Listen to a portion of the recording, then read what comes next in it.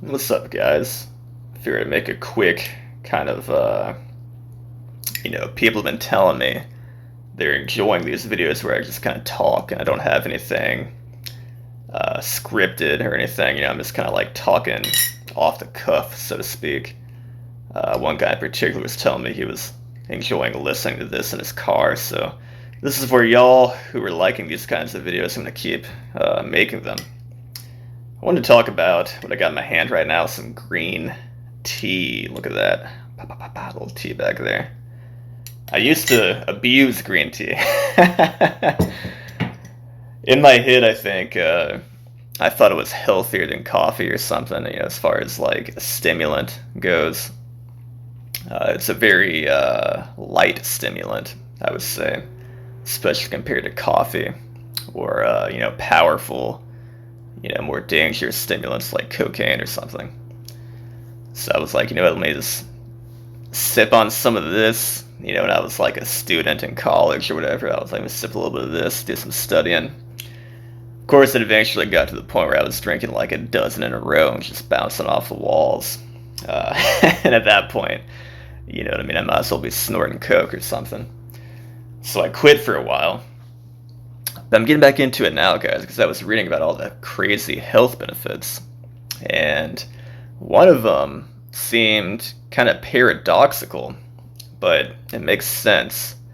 And you may have heard of this. It's been kind of a popular nootropic sort of brain supplement or whatever you want to say.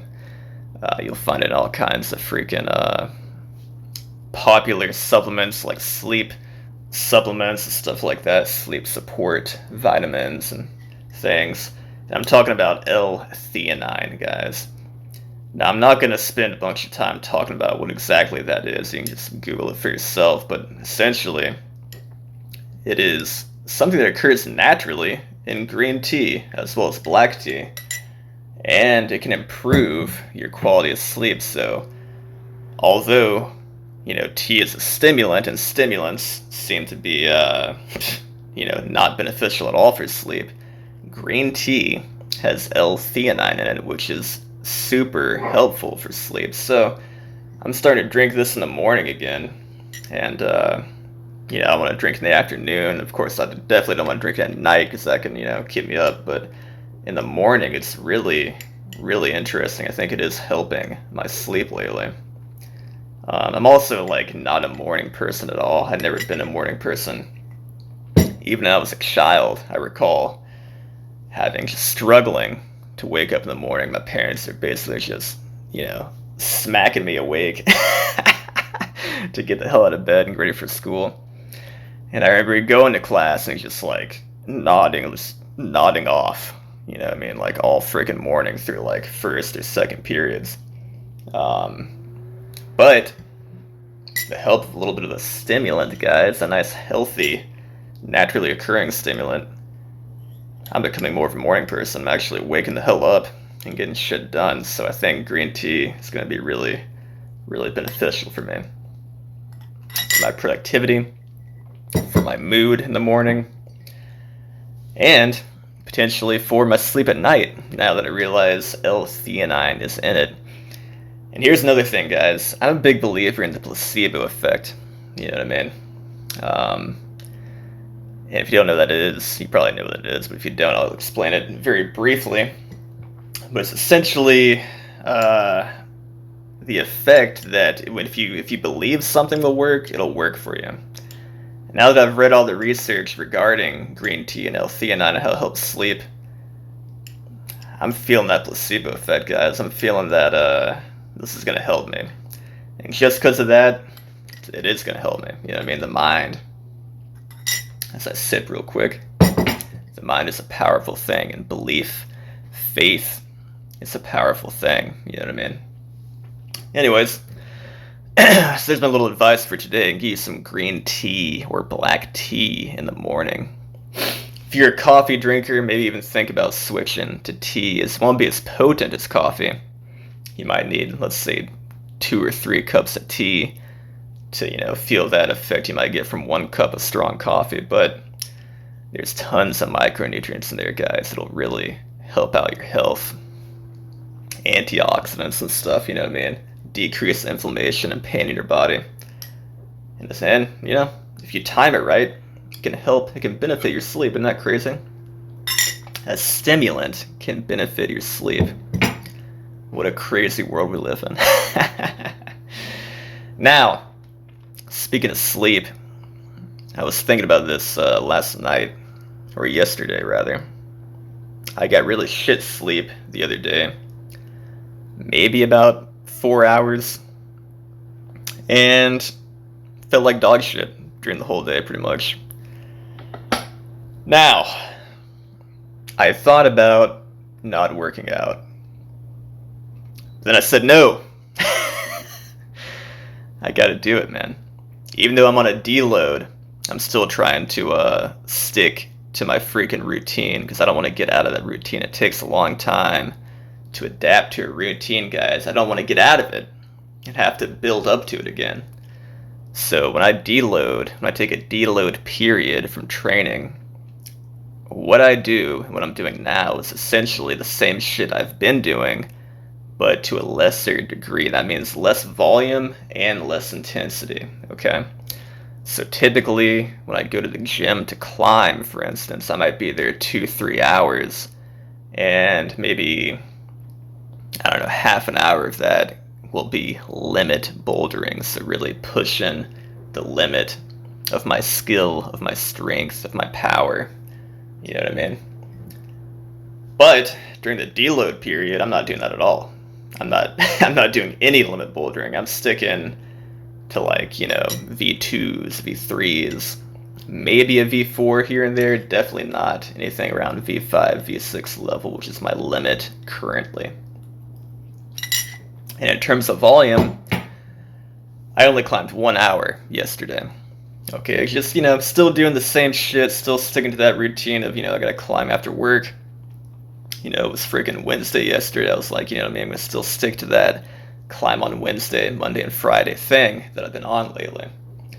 But again, just to a lesser degree. That way I'm still, I'm a broken record right now.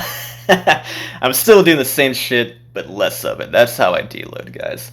And that's how my nervous system and my joints and tendons and muscles are going to recover while still maintaining that routine. Anyway, I climb totally fine despite being tired. And this is an interesting phenomenon that I've been thinking a lot about lately. It seems to me that practicing skill-based things such as climbing or even weightlifting to a degree, like hard strength training kind of weightlifting, it seems like these things aren't affected that much by poor quality sleep. And I'll tell you a few anecdotal things regarding that, some anecdotal evidence. Now, some of you might be already subscribed to this guy. His name is Sheiky Baby on YouTube. And he's the dude who gets like consistently 4 hours of sleep on weekdays due to his work and family life and stuff. But he's still out there training and he's still making gains. Okay, his thing is calisthenics, and that I would argue is somewhat skill-based. You know, if you want to get better at push-ups, you just keep doing push-ups, keep, you know, greasing the groove, so to speak, and you'll get better at push-ups, you know what I mean? So it's hard to say if the adaptations are in your muscles, or are they more in your brain and your nervous system. Again, greasing that groove, getting better at doing push-ups, you know what I mean? That's a skill. Push-ups are a skill, especially if you're not, you know, adding weight and stuff to them. He's still making gains, despite not getting any normal sleep, I would say. Now, I had the same exact experience for nearly 2 years, guys. I was unknowingly suffering from severe sleep apnea. Yet, I consistently made strength gains and gains in climbing. I was pushing the grade. I went from freaking being a really shitty like V2 or 5A, whatever grading scale you want to use. Excuse me. To being like a V5 or a 6C climber. And I did it all on poor quality sleep, where I was pretty much waking up like 10 times in an hour because I was literally suffocating in my sleep because I had fucking sleep apnea. I wasn't even dreaming, guys. You know what I mean? Like, I literally couldn't remember my dreams for 2 years. This is probably TMI, you know what I mean? Too much information, but whatever, we're all adults here, right? I never woke up with, we'll say morning wood. Maybe that's more of a YouTube-friendly way to say it. Literally never woke up in the morning wood for 2 years. Okay, that's how poor quality my sleep was. My testosterone was probably shit. You know what I mean? It was probably like the levels of like a teenage girl. Because I was not sleeping well. I had no dreams, no REM sleep at all, basically, for like 2 years. Now, once I figured that out, and got that treated, got my nose fixed, had a really bad deviated septum. I was born with that. Oh my god, dogs are barking. By the way, these dogs are the reason I had crap sleep the other night. Woke me up at 4 a.m. and I couldn't get back to sleep, but thankfully last night I got a full 8 hours, so I'm good today, baby. Okay, sick. That was actually the mailman dropping off the free weights I ordered, so that's cool. Anyway, back to what I was saying. Sorry for the dog interruption. Yeah, I had sleep apnea, you know what I mean? Deviated septum, born with that. Probably got worse from doing martial arts for so long because I was, getting punched in the face, getting choked, people's forearms grinding in my nose, you know what I mean? Probably didn't help it out. So it got worse to the point where I could not breathe, normally while laying on my back or even my side. And I was waking up pretty much every 5-10 minutes without even knowing it because I was literally suffocating in my sleep, guys. So once my nose got fixed, I started dreaming again, guys. And the brain does a funny thing. When you don't dream or don't sleep well for a long time, and then all of a sudden you have the capability to sleep well, your brain will just pound you with dreams, man. I had the craziest freaking dreams of my entire life, so vivid that I could feel it. You know what I mean? People, I think, normal, so-called normal people, will have dreams where they see things, right? They might feel emotions in their dreams, but do they feel physically what's happening in their dreams? I was feeling physically what was happening in my dreams. I was having crazy nightmares too, like literally like demons torturing me and shit. And I could feel it, guys. I could feel the brain's a powerful organ. I could feel getting like stabbed. I could feel getting like, kicked in the ribs and shit like this. It was insane. Of course, once the brain calmed down and my sleep normalized, my dreams are normal now. They're not as vivid and they're not as, nightmarish, which is great. I've had nightmares since I was a kid, so that was a very interesting phenomenon to have them as an adult. And to actually pretty much be in like a hellish, like torturous, like, I don't know, like a nightmare. Anyway. So now my dreams are normal. Guess what, guys? I feel great. I feel like a different person. But my training, I don't think it's changed at all. So that's the interesting thing. I'm still making kind of the same level of strength gains that I was on complete shit quality sleep. Now, I'm not an exercise scientist or anything, I can't really explain why, but my theory would be because strength and climbing are skill-based, so what really matters would be, like I was saying, greasing the groove, and just frequency and volume and getting, used to doing these movements and kind of like fine-tuning the efficiency of movement, right? So, I don't know.